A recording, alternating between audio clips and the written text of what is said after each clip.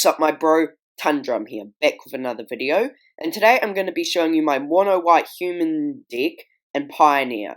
Now, if any of you have been watching my channel for a while, you'll know I'm a big fan of humans. I play competitive, or try to play competitive humans in pretty much every format. I've got a human deck in Modern, human deck in Pioneer, which I'm about to show you. I play humans in Standard, humans in Commander. I've even tried humans in Legacy. Yeah, I'm just a big fan of humans, and this human Pioneer deck, it has got me a lot of success. I often win a lot of my LGS tournaments with a similar or this very list. Occasionally swap out one or two of the cards, just depending on the store metagame, just being a bit naughty there. But and it has got me quite a bit of success in the few larger tournaments I have been able to take it to. Yeah, it's just a really solid deck, but its biggest weakness was combo, because it needed to balance out the deck with a bit of a long game turn to outclass those aggro decks, but if it did that, it would be slightly weaker against combo decks, so there was kind of trying to find a balance. But now that combo decks have been pretty much completely annihilated out of the meta, I think this deck will really shine and possibly even become top tier. So, without further ado, let's get into the list. First up, we're running 4 Fraven Inspector and 4 Dauntless Bodyguard. Fraven Inspector, probably the best white 1-drop ever printed. 1 mana, 1/2 human, and when it enters you get a clue, which is an artifact you can pay 2 to sack it later on and draw a card. Nice little body to get an early attacker, early blocker, block little aggressive threats, and gets you cards. It's a really solid card, lets us help pumping out humans through the whole game. Dauntless Bodyguard, really solid aggressive body, and when you play this, you get to choose a creature, and then you can set the Dauntless Bodyguard to give that creature indestructible until end of turn. So this can be really solid with some of our bigger cards, like when they're being targeted with removal, or some of our more powerful cards like Banalish Marshal, Protect It, or it can be good if your enemy's trying to board wipe you, because I reckon Control will see a bit more play now. That'll kind of help prevent that. Very solid card. Next up, we're running 2 Kythian. Kythian's a 1 mana 2/1 legendary creature human soldier, and when it and 2 other creatures attack, you get to transform him, and you can also pay 3 mana to give him indestructible until end of turn, and he transforms into Gideon Battleforged. He's already quite a solid card, 1 mana 2/1 that can give himself indestructible. It's not a bad 1-drop, but if you get to transform him, he turns into this amazing free loyalty planeswalker that you can plus 2 him to force 1 target creature an opponent controls to attack him during its controller's next turn available. Because he doesn't have any minus abilities, it doesn't really matter how low loyalty he is. So this is a nice way to force the creatures to attack into you, and you can block them and just devour them, or divert a bit of aggro away from your face. You can plus 1 him to until your next turn, target creature gains indestructible, and untap it. This can once again, very nice defensive maneuver. Attack him with all your team, untap one of them and make it a massive brick wall none of your enemy's troops can get through. And you can 0 him to turn him into a 4/4 human soldier with indestructible until end of turn. This is really nice. So you can do this once he transforms, you can essentially do this the first turn because he's already been on a field because he'll be tapped. And yeah, this is a really nice beater. 4/4 Gideon, really solid body that you can swing in every turn. Very nice card. And we're running 4 Thalia's Lieutenant. Thalia's Lieutenant, it's really powerful. It's a 2 mana 1/1 human soldier, and when it enters, put a 1/1 counter on each other human you control, and whenever another human enters under your control, it gets a 1/1 counter itself. Very solid, insane card. You need to be running this. It's probably the best human tribal payoff out there. Just very insane card. I was considering going into Orzhov humans, just doing a little splash for General's Kudrow, possibly General's Enforcer, but more maybe Kitesail Freebooter, but probably just General Kudrow, because he is an insane human card, but I actually think the consistency is worth it a lot more than the slightly more powerful card.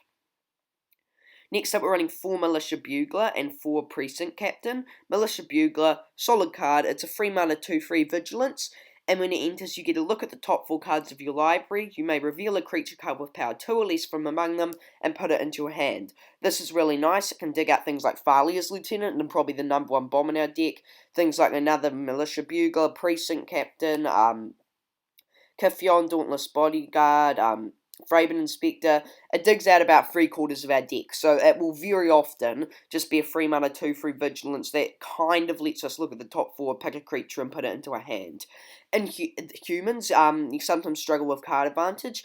This is insane, very solid, lets us keep playing our things out while coming on a very nice body. Precinct Captain. Now, Precinct Captain, it's a bit of a skeptical card, but I think it is definitely worth the include. It's a 2 mana 2/2 first strike human. This is quite good. Very hard for them to block it comfortably, especially considering all of our free drops we can bring in and give it a buff effect, or all our Planeswalkers, which we'll get to later, they all give buffs. But it's a 2 mana 2/2 first strike, but whenever it deals combat damage to a player, you get to create a 1/1. Unfortunately, this 1/1 isn't a human, but I think it's worth it. It's going to be very hard for there's almost no turn 2 plays in the format that will comfortably block this if we're going first. And also the turn it attacks him, we get to play a free drop, which will often be a Lord or something that buffs it. So if we're going first and play this on turn 2, we're almost definitely going to get a hit if they don't remove it. Even if we're going second, we can still often get hits with this. And even if you just hit once or twice with this, even if they just remove 1 once, it's still insane value. And considering we have cards like Banalish Marshal, Taranaka, Elspeth, we have a lot of lords that don't actually rely on humans. Our only real human thing is actually Thalia's Lieutenant. It can be a massive buff and actually generate you so much value. It is definitely worth the include. Next up, we're running 4 Banalish Marshal and 2 Taranaka. Banalish Marshal, it's really solid. Just triple white, free human, gives all our other creatures 1/1. This normally comes, gives you 5-6 power across your board. Insane card, one of the reasons why mono white's so strong, need to be putting it in. And then you have Taranaka. She's a 3 mana, free Vigilance, human, legendary human. Now, she's pretty solid. But when she attacks, you get an untapped target creature you control, other attacking creature you control. It gains indestructible until end of turn. And it gets base tower and toughness 4/4. This doesn't say, it doesn't turn it into a 4/4. It just, well, I guess turning it into a 4/4 would still be base power and toughness 4/4. But even if you're just buffing up a 3/3 or a 3/2, that's still a massive buff and a massive swing power. And all our 1/2s and our 2/1s and our 2/2s, considering all our swarms, turning them into 4/4 is a massive buff. And it still gets the buff on top. Let's say it's a 1/2, but it's getting a 1/1 from Banalish Marshal, and is a 1/1 counter. So it's a 3/4. You then do Taranaka, and it becomes a 6/6. It's so powerful. Get a swing in with her, like Precinct Captain on Taranaka, that just generates so much value. It's definitely worth the include. Next up, we're running 2 Gideon, Ally of Zendikar, and 2 Thalia, Heretic Kafar. Gideon, very solid. Probably, is he the best white planeswalker? Yeah, I'd say he's the best white planeswalker ever printed. 4 mana, 4 loyalty. You can +1 him to turn him into a 5/5 human soldier. Massive beater, can absolutely annihilate your opponent with this. There's like nothing that can block a body that big. They normally just end up having to trample. Very few things that can stop that. Here's a nice 0, so the turn he can come in before he attacks, you can often 0 him and get a 2/2. 2/2 White Knight with Vigilance. May not seem too good because it's not a human, but like I said, we've still got tons of lords that don't need humans. Very insane. And there's a -4, you can activate this straight away if you want, that gives you an emblem that gives all your creatures 1/1. Super solid, he goes really well in our deck considering all our defensive cards, and yeah, he's just an insane card. Then we're running 2 Thalia, Heretic Kafar, 3 mana, 3/2 first strike, legendary human soldier. This is really good in our deck. First strike, like I said before, really solid with all our lord effects, plus all your opponent's creatures enter tapped, greatly lowering their defensive potential. A lot of aggressive decks, this really slows them down as well, and all their non-basic lands, so lots of multicolour decks will be shut down a lot by this. Very solid card, definitely worth the include. Possibly you could even go up to 3 of her, but I would say 2's the best number for her. Next up, we're running 2 Elspeth and 4 Baffling End. Now, Elspeth, not many people seem to run it, but she's actually very strong in a human deck. She's a 4 mana, 5 loyalty planeswalker. -1, give 2 creatures 2/1 until end of turn. This is a nice buff, can like buff a Precinct Captain, get in, get that extra 1/1. Really give us a lot of extra power. 4 power off this is really solid. -2, this is by far her strongest ability. Create 2/1/1 humans. This is really good. 4 mana, 5 loyalty planeswalker that gets you, because we'll normally be able to defend her. 4/1/1 humans and gives stuff 2 creatures 2/1 until end of turn is so powerful. Making all these token swarm, even if we just have one lord or a Gideon or something, bam, they just become absolutely insane. And she also has a -3 to gain 5 life if we're being aggroed out. And this is already really solid. I would probably be running her. But there's another thing. Escape. 6 mana, exile 4 other cards from our graveyard, and we get to bring her back. Against decks like Control, this can be game-changing. Keep bringing her back over and over, getting a constant large board presence. She's so insane. She's actually really good. You should be running her. And then 4 Baffling End.